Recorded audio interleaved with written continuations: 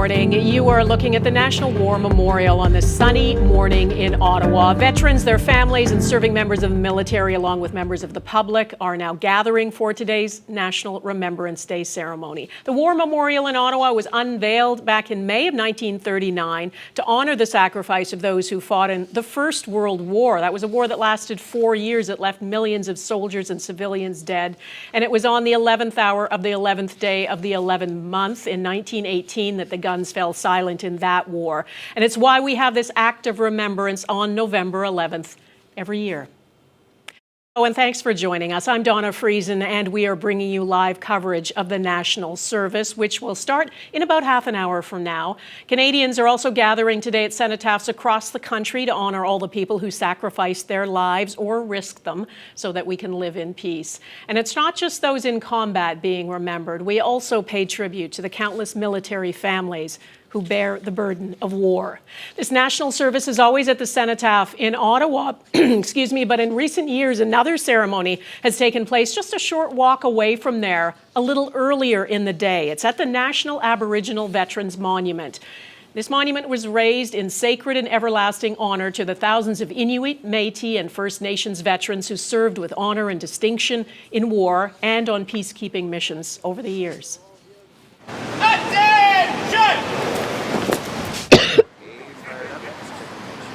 The monument was unveiled in 2001 and designed by Lloyd Pinet. He is an Indigenous sculptor and painter. His father served in the Second World War. For decades, Indigenous veterans fought and protected our country, yet they were disrespected. Their critical contributions were ignored, and for a long time, Indigenous veterans did not even play a role on Remembrance Day. So this service is very meaningful to them. It does really mean a lot because before we were not even really allowed to join the main ceremony on November 11th. So this monument has only been there for the past 23 years. And this is a place where Indigenous people can gather and pay respect for all our people that we lost during these wars. This is the only place really on Remembrance Day where we can do that. So it's really important for all of us, you know, Indigenous, non-Indigenous, to get together and honor the sacrifice that the Aboriginal veterans did over the years in all the conflicts, and they served willingly for the defense of Canada in all capacities. So I'm here to honor their sacrifice. It matters because we are here. We have served. Indigenous people have served in numbers far out of proportion to their representation in Canadian population, because the military history is very important. My father, as a young Métis man, age 17, he joined the military and served for 37 years. But it's so important for us to recognize the contribution and sacrifice of Indigenous veterans. For my friends and some of my friends who didn't come home, I feel they need to know that they're somewhere and I'm still thinking about them. That never goes away. Well, one of the people who was at that earlier ceremony is Dean Oliver, who joins us every year on this broadcast. Good morning, Dean. Good morning. Dean is Director of Museum Services at Know History. It's an organization that specializes in historical research across Canada. Dean, I know you try to stop by that memorial every year before coming to us. Indigenous Canadians served in every rank, in all branches of service. Can you give us a broader sense of their contribution? Contributions were enormous, whether judged in terms of their percentage of the population or just their courage and determination in service individually. At least 12,000 served in both World Wars in Korea. At least 3,000 serve now, and many of them served, though like all those who served, they served for a variety of reasons. Many of those served deliberately attempting to make sure that the images often held of them by other members of Canadian society were untrue. And unfortunately, they came back to find some of those images proven, where many of the benefits available to other Canadian veterans proved not to be available to them. And it was pretty much simple racism that existed back then, and they were not treated equally. They were not given the same benefits. And for a long time, Indigenous Canadians were not allowed to even lay wreaths at the November 11th national ceremony. So they started their own ceremony on November 8th. Is that right? This is true, yes. It originated as a sort of grassroots movement, originating out of Manitoba, but it tracks the history of Aboriginal veterans seeking recognition and justice generally, in that their greatest advocates were themselves. And so over time they had to fight and argue to be members of national ceremonies, to be members of legions, to lay their own wreaths, ultimately leading both to the National Aboriginal Day, which we celebrated and marked rather on the 8th, and the ceremony this morning outside that, alongside that wonderful monument. All right, Dean Oliver, thank you. We are going to come back to you. Some military families, as well as veterans and dignitaries, plus diplomats, musicians, singers are already in place at the National War Memorial in Ottawa. The service is set to begin in about 25 minutes. And our Ottawa Bureau Chief Mercedes Stevenson is also there in the crowd. Mercedes, good morning. Good morning, Donna. What kind of morning is it this Remembrance Day? It looks beautiful. It is beautiful here. We were expecting possibly cold rain, which is always hard on the veterans because they can only wear their uniforms. They're not wearing coats and jackets like the rest of us who can stay warm. But it's turned out fairly nicely. We are seeing some clouds coming in, which I guess is appropriate on Remembrance Day. There's a fair-sized crowd here, which is always expected at this memorial, but reassuring, I think, for a lot of the veterans here who always worry that people, and understandably so, worry that people are forgetting about their service, about their sacrifice, about what war means for this country. But certainly there's a turnout here today in Ottawa. And Mercedes, the scars from the war in Afghanistan remain, of course. Defense spending is not a political priority. Where does that leave morale, not just of veterans, but of the force generally? Honestly, Donna, it's not in a good place right now. I hear from veterans and serving members of the armed forces all the time.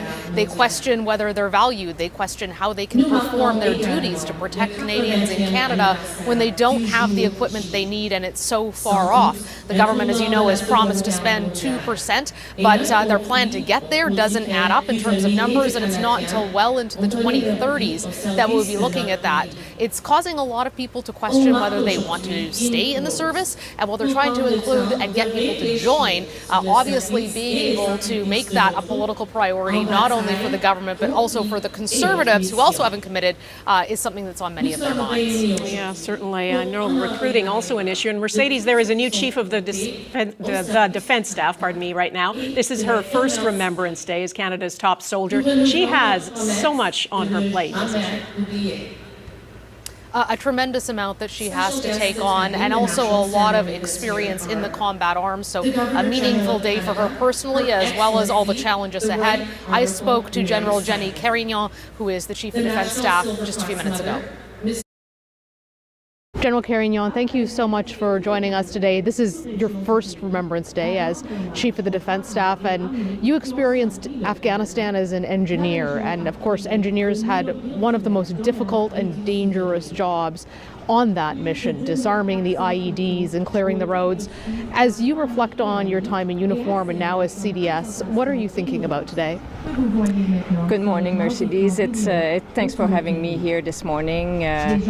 Remembrance Day for me has always been a special moment, a time to be grateful, a time to remember service, a time to remember altruism, a time for remembering many military members who have done so many great things across the world. What is your message to the troops today?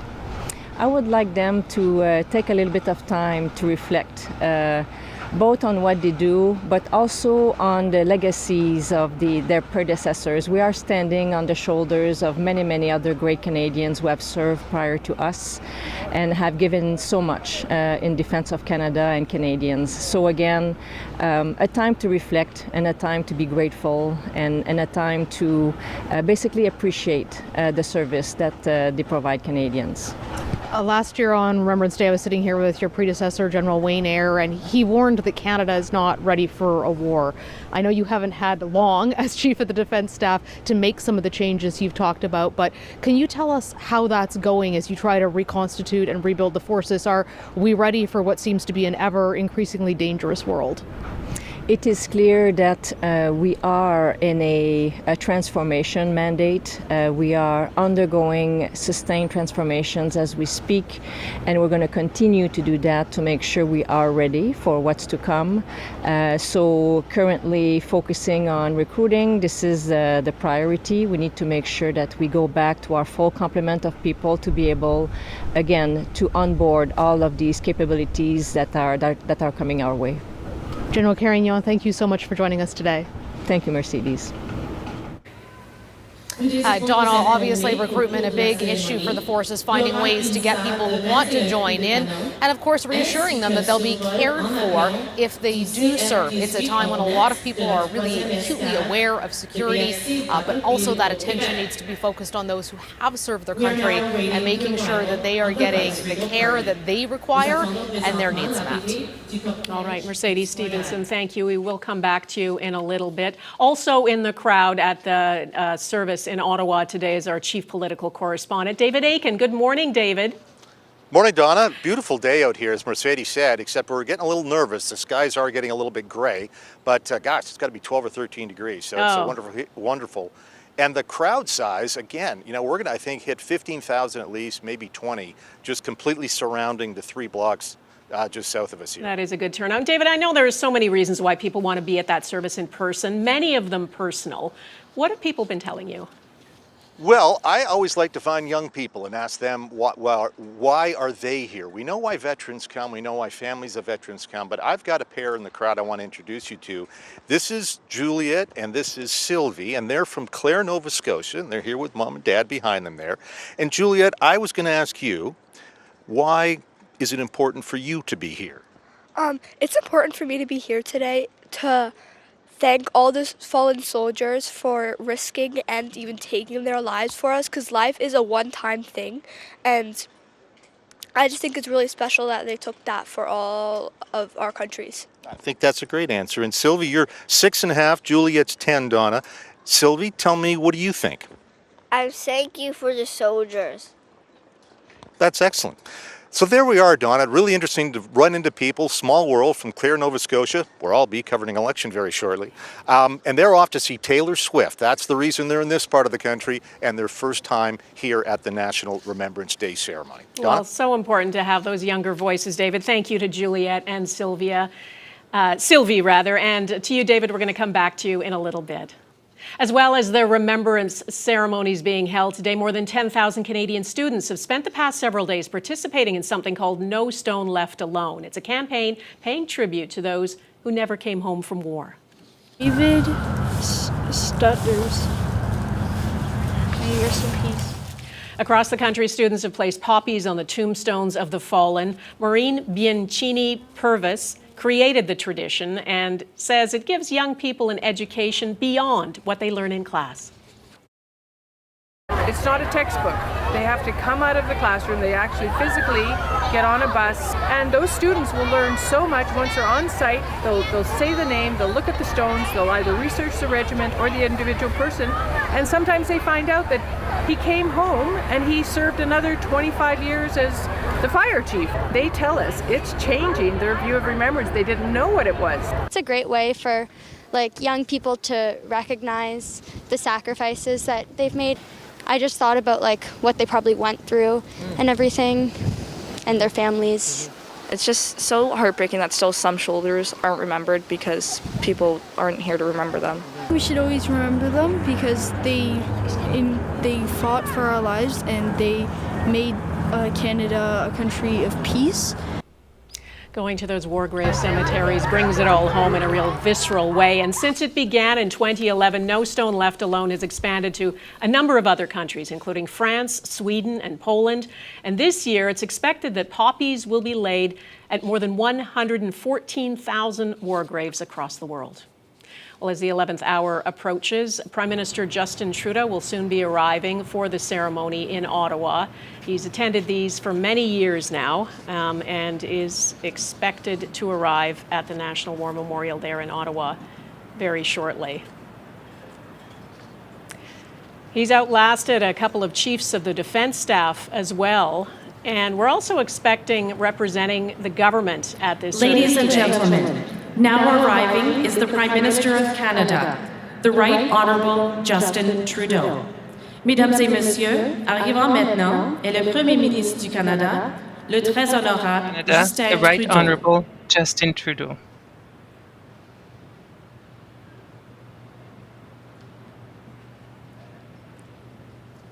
Well, we expect to see his vehicle arriving shortly. And also representing the government today is the Minister of Veterans Affairs and the Associate Minister of National Defence, Jeanette Petitpas-Taylor. There's the motorcade bringing the Prime Minister. The National War Memorial not far from Parliament Hill, just across the street. And every year, the Prime Minister arrives along with other members of veterans associations who have already come to the War Memorial and taken their places. And then there will be a vice-regal delegation as well. Always last to arrive is the Governor General. We'll be seeing her a little bit later. And the Silver Cross Mother. It's always one of the most poignant moments every year when the Silver Cross Mother lays a wreath. I think we'll be seeing her shortly as well. There's Prime Minister Justin Trudeau attending the ceremony alone this year.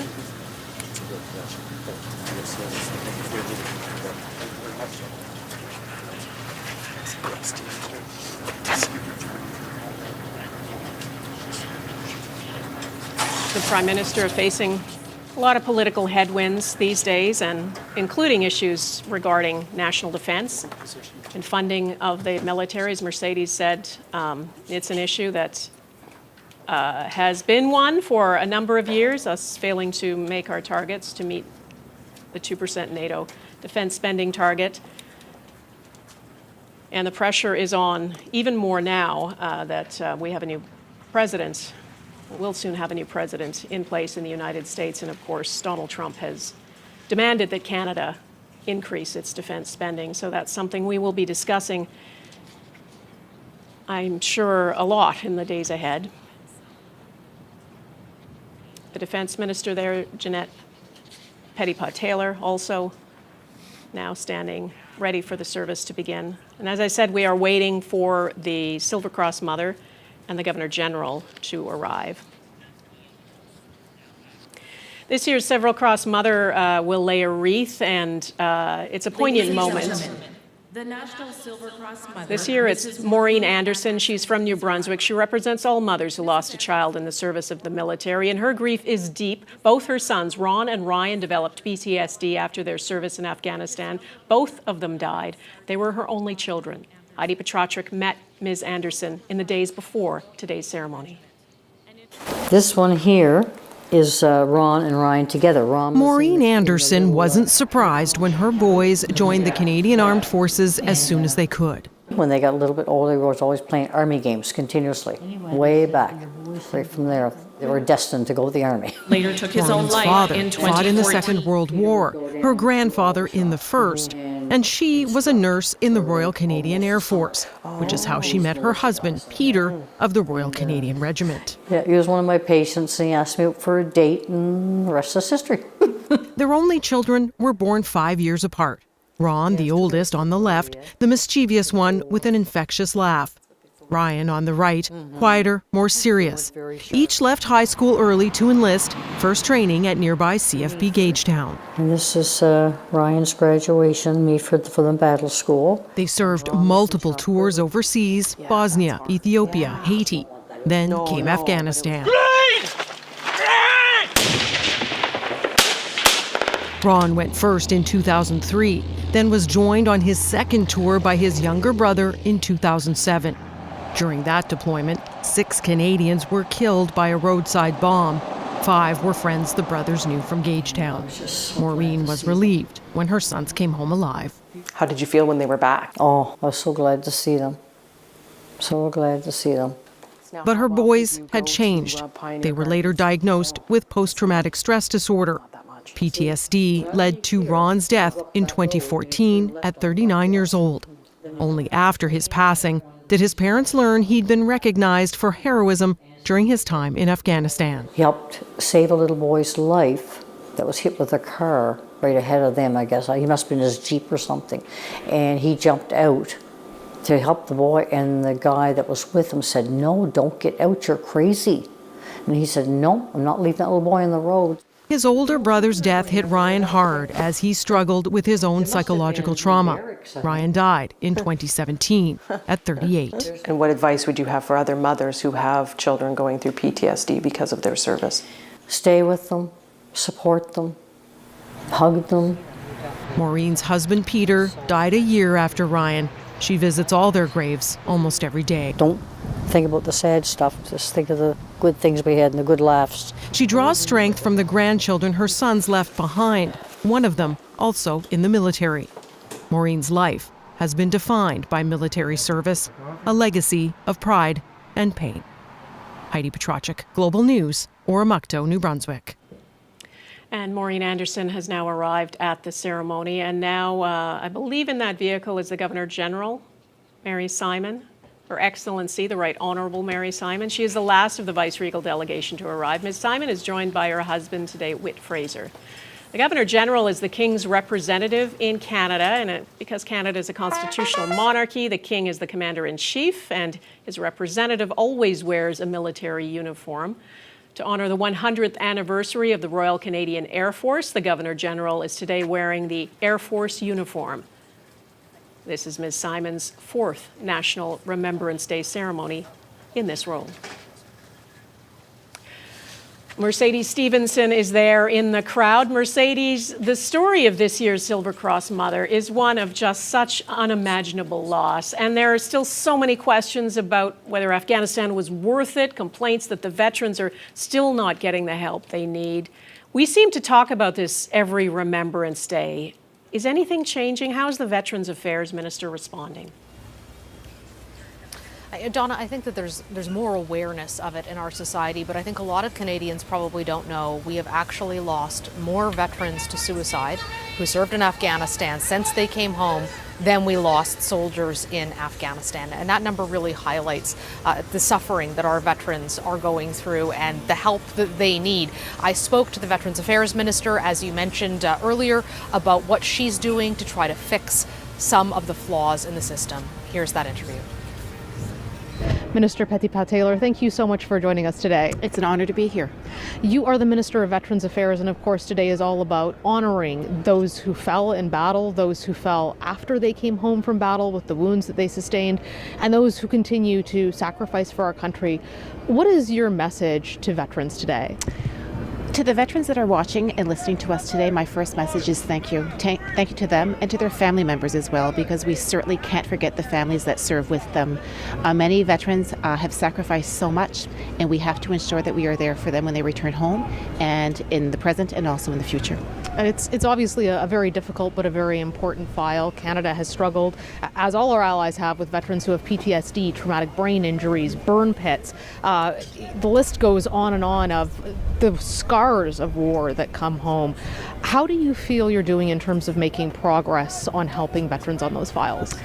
I think, Mercedes, we have to keep in mind that our services always have to reflect the needs of the day. And if we look back 50 years ago, the needs of the veterans back then were very different than they are today. And that's why that we continue to update our services and programs. To give you an example, 2 years ago when individuals applied for services because they suffered from mental health or emotional support that they needed, they sometimes had to wait for a few years for the claims to be assessed. Now, the changes that we've made when people are accessing services because that they need counseling services, for an example, they will have access to those services immediately, and then from there we'll continue to assess their claim. But we have to make sure that we meet veterans where they're at, and we have to make sure that they receive the services when they need them the most. There are veterans hoping to hear that the government will recognize burn pits as a service-related injury. I know that's something you've been talking to veterans groups about. Is that something we can expect to see soon? Well, the first message that I want to give to veterans, if they feel that they have been impacted or injured as a result of burn pits or any other toxins, it's really important they get in touch with Veterans Affairs Canada immediately, and then from there we can look at their claims. We continue to follow the research that is being done, and also the other thing, we are in the process right now of updating our eligibility guidelines, and we'll have more information to be released later, in a few months from now, hopefully in March. So we continue to follow the science, we continue to follow the research, but my message to the veterans is that if they need any help or support, please contact the office because we certainly want to be there to help them. Minister, thank you so much for your time today. Thank you so much. So, Donna, those wait times continuing to be an issue for veterans to get services. Also, a number of veterans who we've heard from say that they're hoping the government will consider alternative therapies like psychedelics for treating PTSD. Still lots of research ahead that would have to be done on that. But the ongoing question of how to best help our veterans continues. All right, Mercedes, thanks. We're getting close to the start of the ceremony now as the guests assemble there, the Prime Minister, the Governor General. Let's go to Dean Oliver again from No History. Dean, it was the 80th anniversary of D-Day this year, and I felt so honored to be there on Juno Beach in France to meet some of the few surviving veterans of the Second World War. That invasion of Northern Europe. Some of them 100 years or older. They're arriving in wheelchairs, using canes, wanting to go back to the beaches one last time. Can you remind us of the outsized role that Canada played in D-Day? It was an outsized role in the greatest campaign of its kind in history, and a role that reflected our more than 1 million enlistments in the war. One of the 5 major landing beaches for Operation Overlord or D-Day was Canadian. More than 15,000 Canadians participated, including 100 warships and scores upon scores of squadrons of aircraft. And it was the beginning of nearly 11 months of continuous fighting that brought us to the end of the war in Northern Europe. And we remember them today. Dean, thank you. The ceremony will begin just before 11 Eastern at the National War Memorial. We're going to stop talking so you can listen to it. The first thing is the Ottawa Children's Choir and the Central Band of the Canadian Armed Forces performing O Canada. Then the trumpeter will perform the last post, and then there'll be 2 minutes of silence.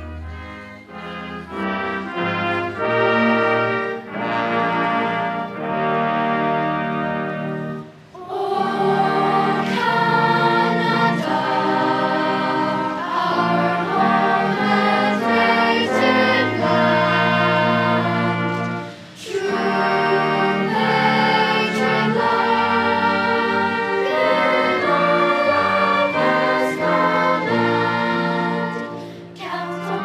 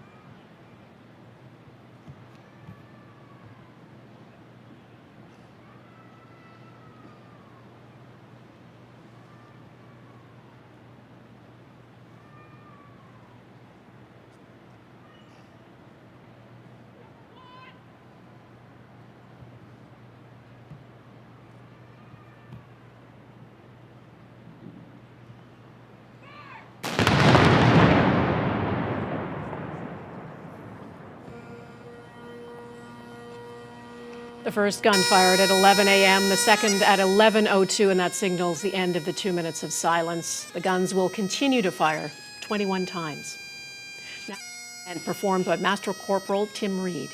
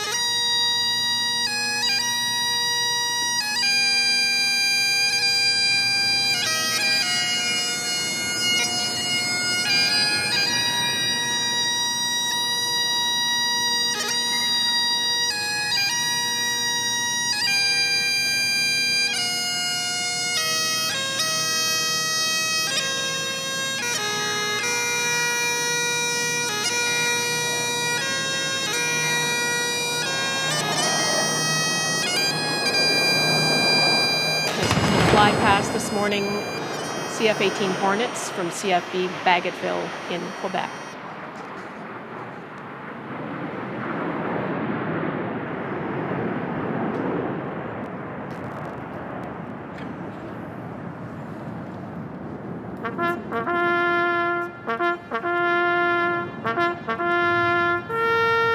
And this is the Trumpeter's Rouse performed by Corporal Malcolm Hareva.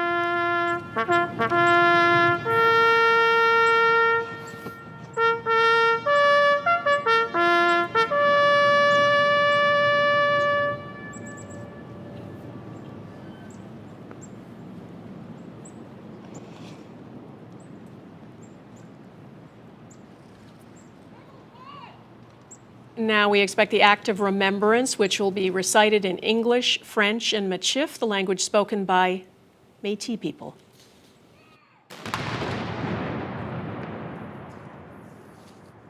They shall grow not old, as we that are left grow old. Age shall not weary them, nor the years condemn. At the going down of the sun, and in the morning, we will remember them.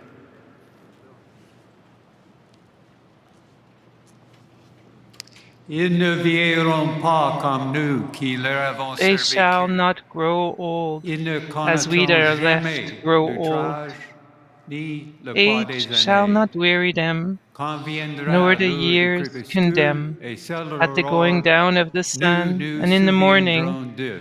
we will remember them.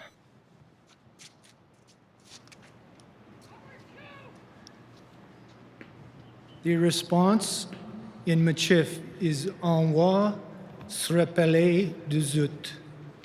Je me rappelle, ils vivront pas comme nous zut. Ils seront pas accaparés louches. quand il soleil se couche et puis quand il se lève, on doit se rappeler des autres.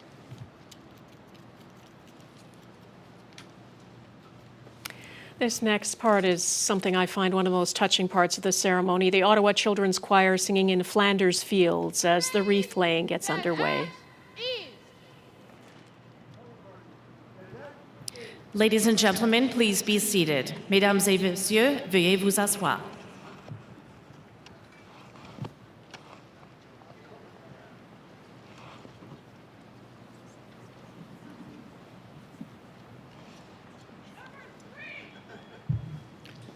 On this solemn day, we gather in memory of those who lost their life so they could live in freedom according to the value we hold dear. In a spirit of peace and gratitude, this moment prompts us to reflect on the sacrifices of our heroes and their families.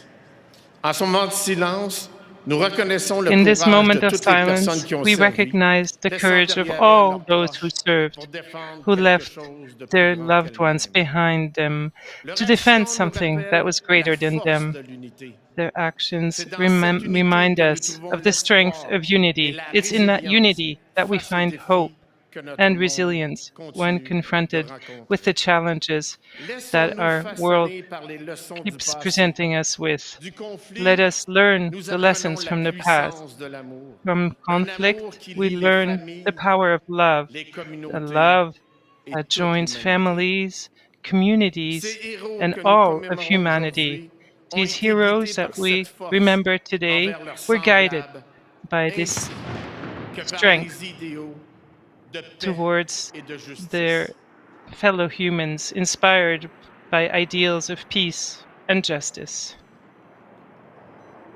In remembrance, we are filled with gratitude for the peace and liberties we enjoy. This peace was hard-won, and its preservation is shared responsibility. We must be thankful, not only for those who fought, but also for the acts of kindness and cooperation that helped heal the wounds of conflict and division. Let this Remembrance Day inspire us to carry forward the legacy of those who came before us. May we be bearers of peace, custodians of compassion, and champions of justice. In this spirit, let us keep their memory alive, not just today, but in our everyday lives. Lest we forget, n'oublions jamais.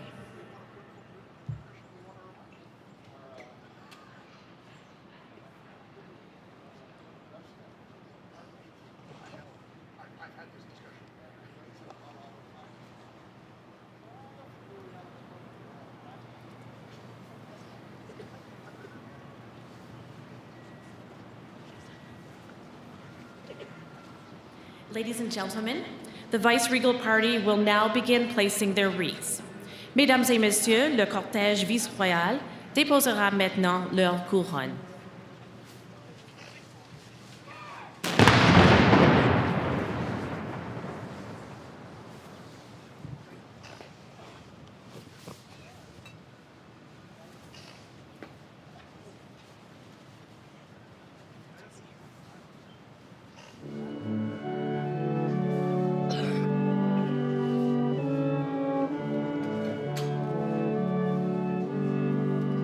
In Flanders Fields.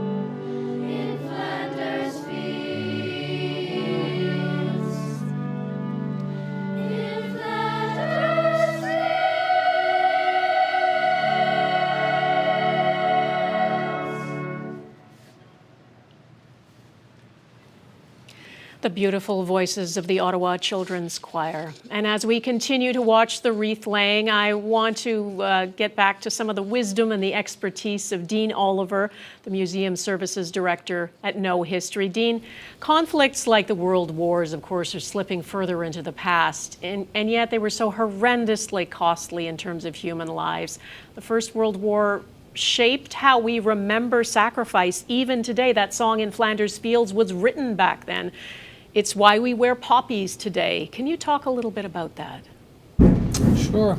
The First World War was the war that no one saw coming. It was the biggest international event of its kind in the young history of Canada and in many of the other nations of the world. And so it's not surprising that things like the poppy or November the 11th or the 2-minute silence, all of the things that were part of our coming to terms with our horrendous loss and our tremendous contribution marked and shaped Remembrance Day and Remembrance itself for many years to come. We didn't know other wars were coming. We hoped that wouldn't be the case. Some called it the war to end all wars. But that basic structure of remembrance, the poppy and all those other things, the monument that we're watching events at today and many others, all have now expanded somewhat sadly to incorporate the many other wars that came. It started, of course, with the Second War and Korea being formally incorporated into monuments from coast to coast to coast. Then in more later days, peacekeeping, service in many missions that were not considered to be war, in which no one declared war on one another. And now incorporating many other kinds of service and sacrifice as well. Paramilitary forces like the National Police Force, the Mounties, provincial police forces, and other forms of service abroad. So that now also you see many different kinds of organizations and groups represented, not least, Donna, where we began, which was the incorporation of Indigenous veterans and Indigenous voices in the ceremony, including just now the Missive reading of the Act of Remembrance.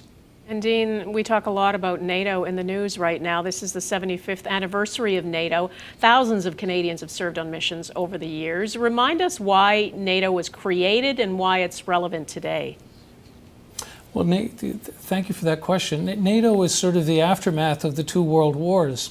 The belief that having failed twice in hanging together and very nearly hanging separately, that there ought to be some kind of organization that would unite Western democracies together in the face of future threats. We had hoped, of course, that such a thing would not be necessary, but by about 1947 or 48, it seemed that the East Bloc, led by, of course, the very powerful Soviet Union and the Red Army, posed an existential threat to Western freedom. And so it began as a political commitment, in some part led by great Canadians like Lester Pearson, and then expanded to a more militarized defensive alliance after the outbreak of war in Korea in 1950. Canada, I think, has been party to every NATO mission since that time, though at levels of contribution that remain a subject of debate, both within Canada and also within the alliance. But we've always been there, including the participation now of somewhere in the range of 1,600 Canadians forward deployed in Latvia, which is akin to their historic contribution along the inner German border, where they were from about 1951 to the mid-1990s. And how would you say how crucial it is to where we're at in the world today? It is by far our most important international contribution and has been since the ink dried on the treaty in 1949. We have others, including great commitments to the United Nations and participation with the United States in NORAD, watching the skies and the electronic capillaries over and around North America. But it is our biggest and the greatest source of security for us in the modern world. We ignore it at our peril, whether the percentage of our contribution is 0.2, 2, or 20. It is the single place where our voice is heard with other freedom-loving countries. Right, Dean Oliver, thank you. We will come back to you. Our Ottawa Bureau Chief Mercedes Stevenson has been listening in. Mercedes, you know, we ignore it at our peril. NATO is funded by its member countries. You've done multiple stories over the years about how Canada is failing to meet its target of spending. That hasn't met that target in years. Are we likely too soon? Not anytime soon, Donna, if at all. And a lot of that has to do with whether a government wants to spend that. The opposition criticizes the Liberals for not reaching 2%, but they haven't committed to it either. And in fact, for the first time, Canada said publicly, other than the pledge they'd signed, which they clearly hadn't enforced since 2014, back in July of this year, okay, we're going to spend 2%, but it's not going to be until 2032, 2033. And then the parliamentary budget officer came out and said we would have to more than double defense spending from $41 billion a year to $82 billion, and that even then the numbers that the Liberals had used did not get us to that place. And that's because they assumed a 4-year recession that no one else seems to be predicting and a drop in GDP. And the bigger consequence of all of this, Donna, is our relationship with our allies and how we're seen in terms of credibility and whether we can be trusted. Canada has been left out of a number of international groupings that have gotten together between the United States, Australia, New Zealand, other Five Eyes countries. And I hear consistently from diplomats here in Ottawa that there's a lot of concern about Canada's defense spending and the need to get serious with it, the need to show that we understand that the world is a dangerous place, because the truth is, Donna, as we've seen in multiple wars, there is not a lot of time to ramp up when the rubber hits the road. You have to be ready. And of course, as we heard from our Chief of Defence Staff last year at this, Wayne Eyre, Canada only had 3 days of ammunition. That's still something the government is trying to fix. Yes, lots to work out there, Mercedes. Thanks. Let's go to David Aiken again, who is also in the crowd near the National War Memorial. David, this day especially poignant for veterans, of course. What have some of them been saying to you? Yeah, absolutely, Donna. And one of the best parts about being in the crowd on Veterans Day or on a Remembrance Day is talking to veterans, listening to them share their stories. And we talked to 3 of them, and we're going to listen and hear from them now, talking about what it was like when they served and some of the issues after their service.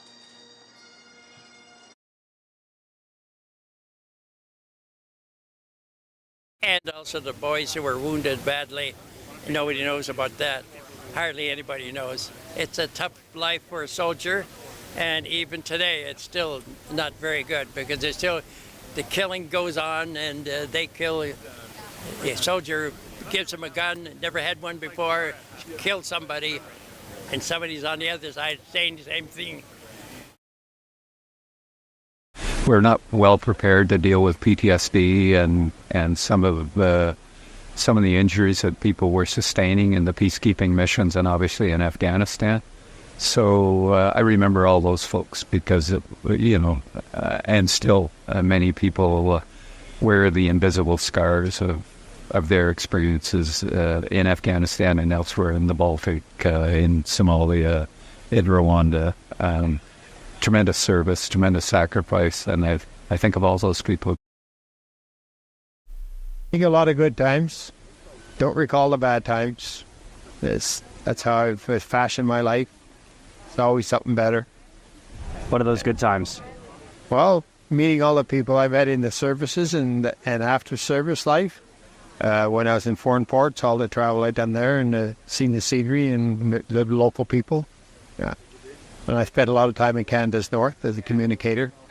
Met all the local people. Yeah. Just mind enlarging, I guess you'd say. Yeah. Just 3 people there, but we've talked to dozens here, and it's one of the best parts, as I say, about our Remembrance Day service. And Donna, one of the things too I want to draw our viewers' attention to, this is the National Remembrance Day service, and your local service may look very similar, but there's one important difference here, and that is the Diplomatic Corps attends this service. Ambassadors and High Commissioners from around the world, and they're just off to my side, and they're presenting wreaths on behalf of the governments they represent. And that's an important reminder that Canadian men and women have sacrificed, served in harm's way, a long, long way from home, in Asia, in Europe, in Africa. And the presence of those diplomats, I think, is an important way they acknowledge Canada's contribution to health, safety, and peace wherever they may be around the world. Again, just something unique that's very particular to this National Remembrance Day ceremony. Donna? Yeah, David, a reminder of how far and wide Canadian soldiers have served across the world. David, thank you so much. Thanks. Let's go back to Mercedes Stevenson. Mercedes, you've also spent some time this morning speaking to veterans. I know how tough a day this is for them, but is there some comfort in gathering and telling stories? There is, Donna. It's so important for them. It's so important for them to have those shared experiences. They often don't tell their friends and family who are civilians what they've suffered through. They see it as a burden. They don't want to tell them the things that they've experienced. And so the opportunity to come together on November 11th is hugely therapeutic. It's a chance to remember those who they've lost. It's a chance to say, hey, remember that time when there are unspeakable things they couldn't talk about with anyone else. And there's also a sense of camaraderie and friendship, and you can't miss it. It's just such a special environment. But I think it's also important to note that the 2 weeks or so leading up to Remembrance Day are really hard for a lot of veterans. It's not just this one day. One described it to me as 2 weeks of a funeral every day, as particularly those Afghanistan vets remember all of the friends and the colleagues who they lost right in front of them, who they had to talk to the families, who they have lived with ever since, and the ongoing injuries that they have sustained as well. And our veterans are fairly young now. We have very few left from the Second World War. Most of our combat vets are in their 30s and 40s. These are young people with their lives ahead of them who continue to struggle. So it's really important to have that opportunity to gather and to pay respects, Donna, and just to spend some time together having a drink and being in each other's company. Yeah, to lean on each other. Mercedes Stevenson, thank you so much. Let's check in with Dean Oliver from No History one last time. Dean, there was a profound moment in Newfoundland and Labrador's collective memory this year. The remains of an unknown soldier who died in the First World War were brought home from northern France, placed in the tomb of the unknown soldier in St. John's. He was one of 800 Newfoundlanders who were killed and whose bodies were never found or formally identified. Why is it so important to do that all these years later? Well, it was a profound moment for me as a Newfoundlander and for all Newfoundlanders and Labradorians. It brought home to us the true nature of Newfoundland and Labrador's contribution throughout both world wars, but in particular in the First World War, where our casualty tolls were the highest. And I can say, having been at many cenotaph ceremonies in Newfoundland over the years, having been brought back there just September of this year and seen it, and the great work that was done by Frank Sullivan and the grassroots campaign to start that, Premier Fury, and many of the members of the bureaucracy in the Legion who brought it off. It was equivalent, Donna, to the 2000 campaign and project to bring home Canada's unknown soldier. And in some ways, I feel as though it bookended commemoration for me in my professional career. I did TV in 2000, and I was very privileged to have been given access to that event in 2024. It just changed the nature of meaning for the ceremony and for service for me and my family. And worth noting, of course, that for anyone who has never been to Beaumont-Hamel in northern France, where the Newfoundland Regiment fought, it's worth the trip. Dean, before we go, there are people for whom Remembrance Day is just another day off work, if they get the day off. I know people's lives are busy, but can you help us reflect on why it is a good thing to take a few minutes and reflect on those who have fought and died in wars and in peacekeeping? Well, thank you for the opportunity. It's, I suppose freedom and democracy gives us the right to be lazy, and people can exercise that right. But I would encourage them to take some time for, I guess, three reasons. First, out of respect and dignity for those who brought you the right, or bought you the right, often with their lives, to exercise your non-involvement in a Remembrance Day service. It redignifies and revivifies them, makes sure that their lives were lived purposefully. Secondly, to know your country better, the very nature of the country, its public programs, its government, its infrastructure. And lastly, take the chance to know yourself. Everybody has somebody who has served, who's given of themselves, who's fought for a cause. My own family, I had a grandfather who was torpedoed but lived to tell about it in March of 1918. And make the remembrance ceremony your own by engaging in that little act of self-discovery, and through it, then get to know a little bit more about your country and those who've worn uniforms, who, to be blunt, to make it that you don't have to. Mm-hmm. Very good point. Thank you for your wisdom and your insight, Dean. Appreciate it.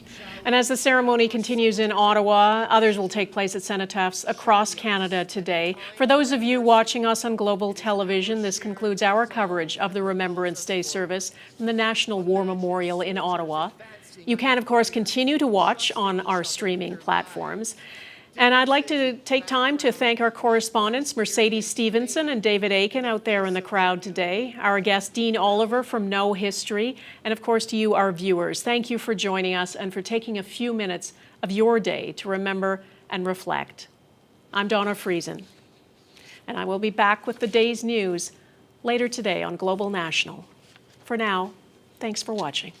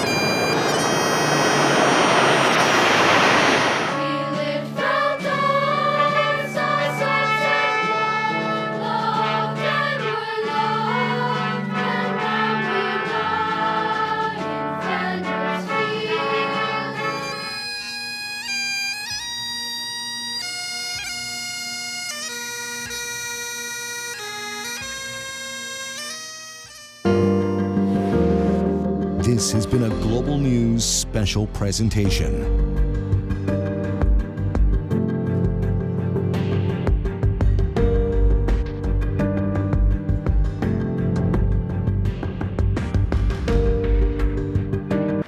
God Save the King with the Ottawa Children's Choir. Mesdames et messieurs, que Dieu protège le roi avec le chœur des enfants d'Ottawa. Remembrance Day Parade! Attention!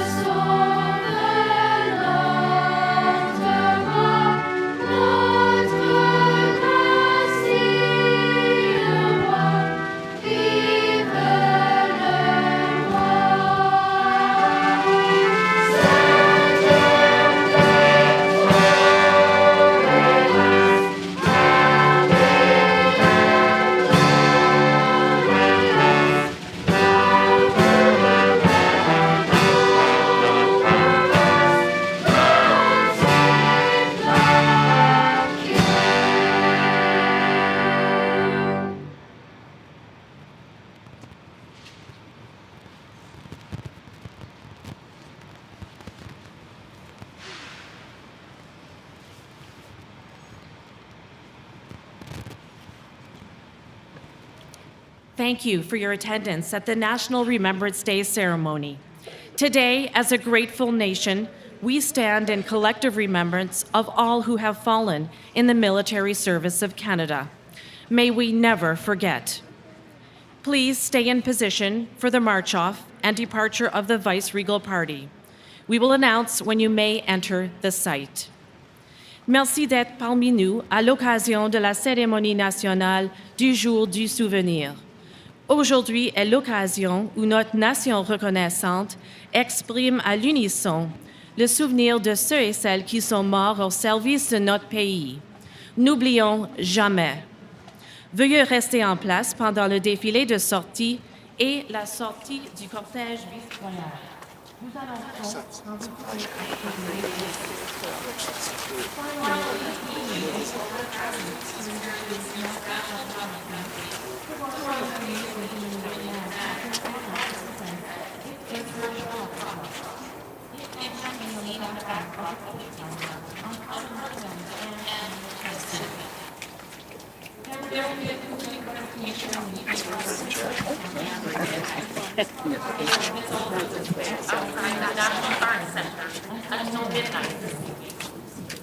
Finalement, nous tenons à mentionner qu'au cours des 2 dernières semaines de notre campagne nationale de cette année, la Légion royale canadienne a eu l'honneur et le privilège d'offrir chaque fois une protection spéciale, celle de la pluie virtuelle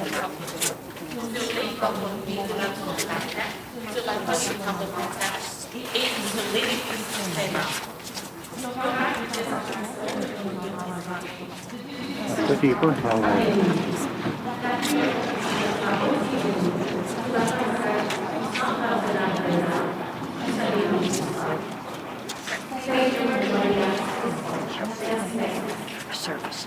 This is the diplomat, all the diplomat from other countries. Oh, the Dean of the Diplomatic Corps Ambassador in Boston.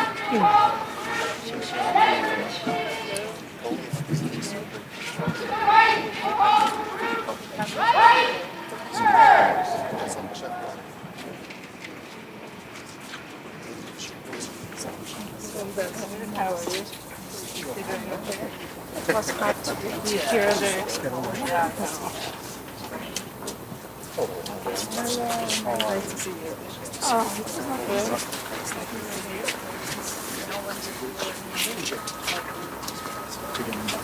Nice to see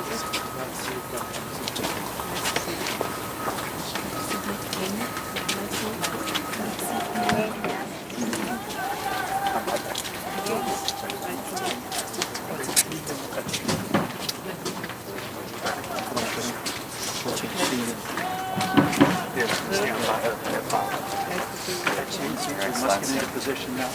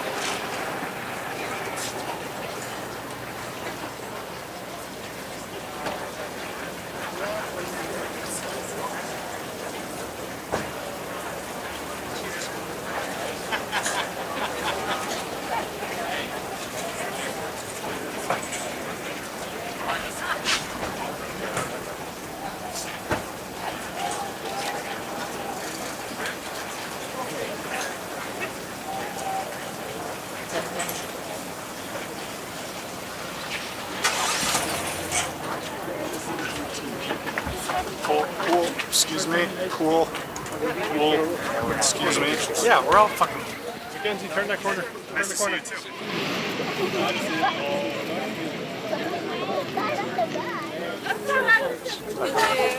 We gotta get out of here.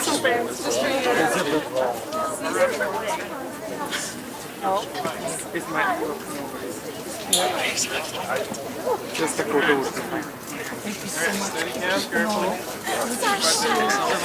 Internationally, Canada great again. Hello. Make Canada great again. How's it coming? How's it going? Pretty good. I met your dad many years ago on my graduation trip. Praise you every Can I just day. bring you forward, sir? Mr. Officer. Yes. Let me from Windsor. Hello. C'est la journée, lâchez pas. Hang in there. Okay. 30 seconds.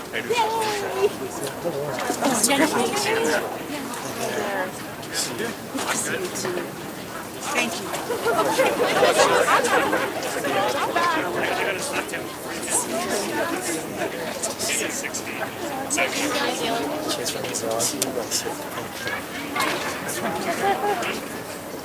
Is this house? All right. Thank you all.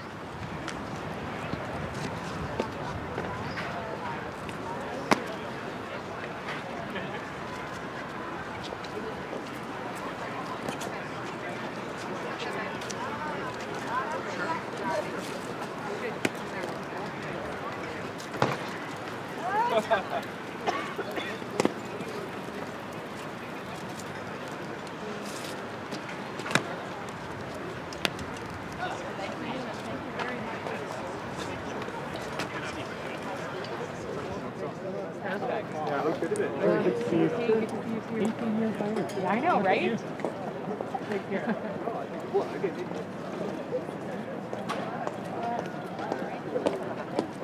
All my parents would die for that show.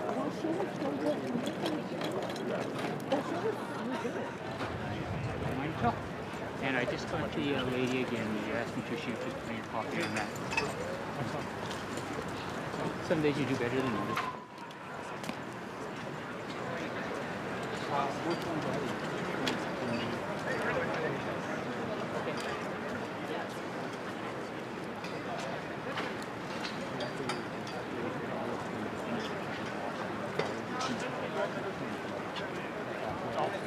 We get some dignitary putting on top of it, which you miss.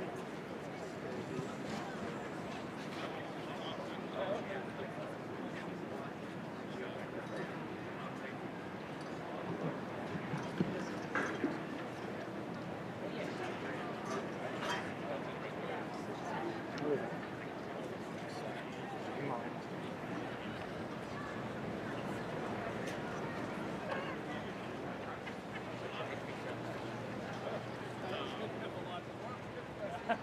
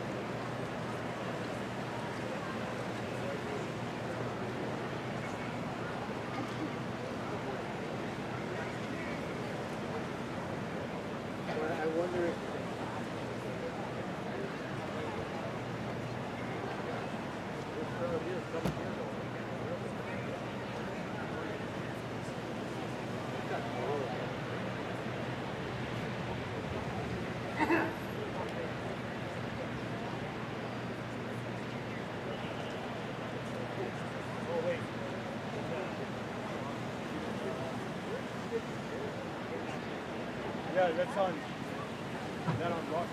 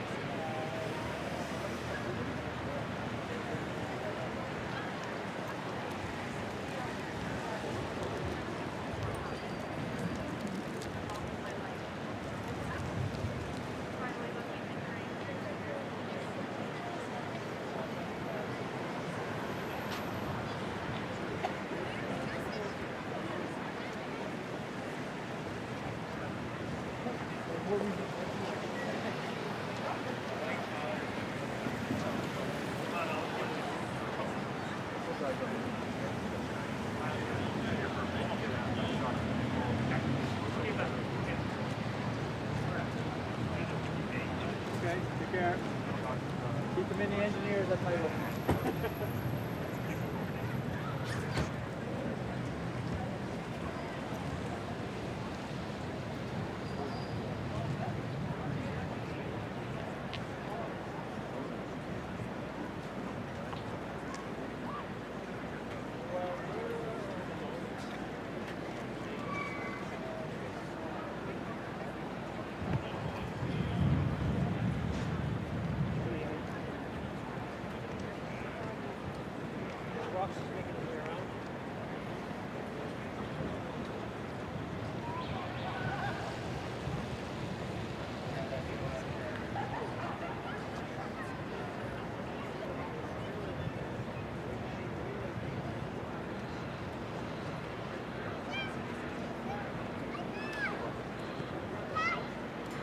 Ladies and gentlemen, the site is now open for placing poppies and wreaths. Mesdames et messieurs, le site est maintenant ouvert pour placer vos coquelicots et vos couvrants.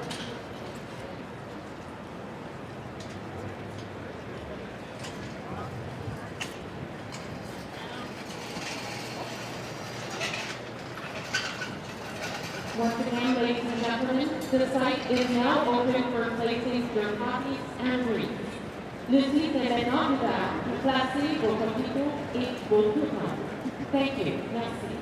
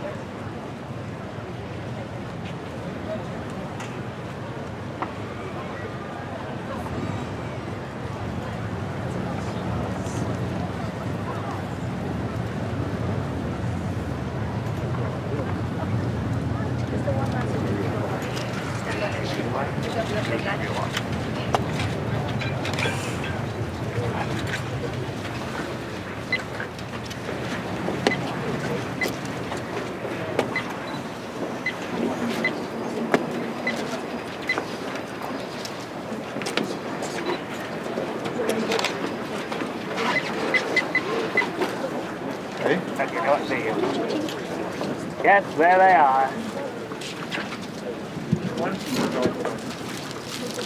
Have a Remembrance Day to the soldiers and stars of hell.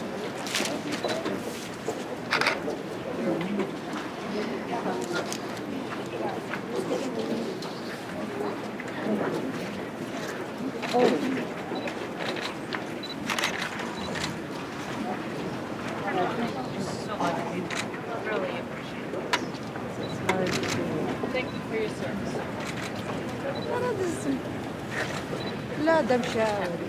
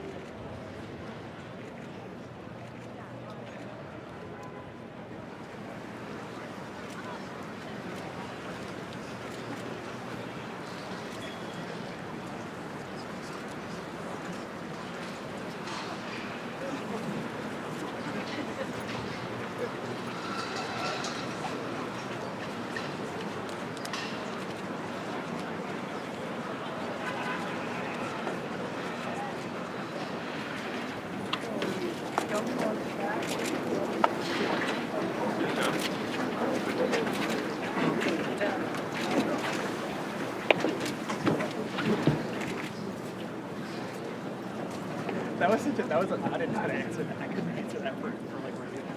Oh, well,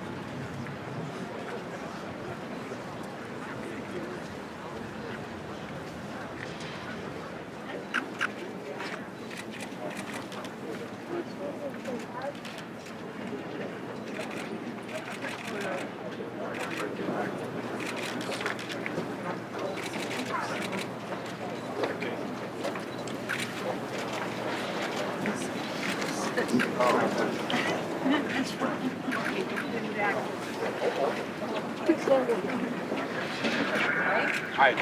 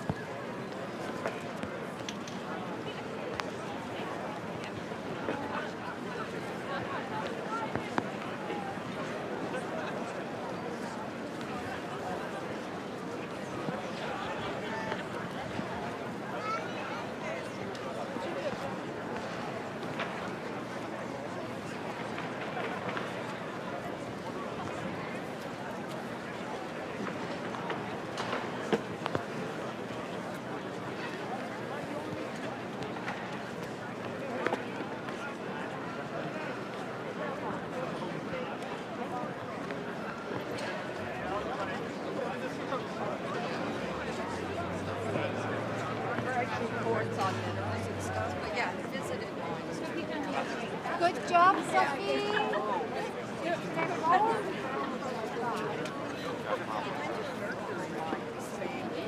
Almaden, that's really big.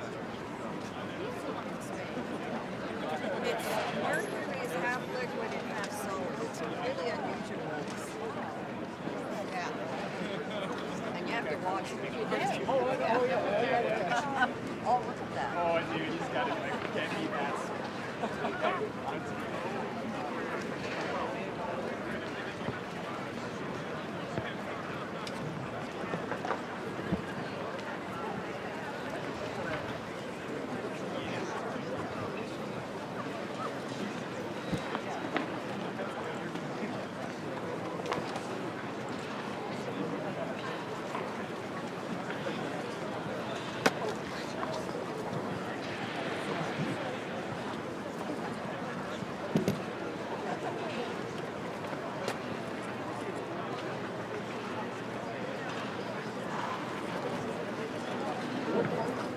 No, I'm good.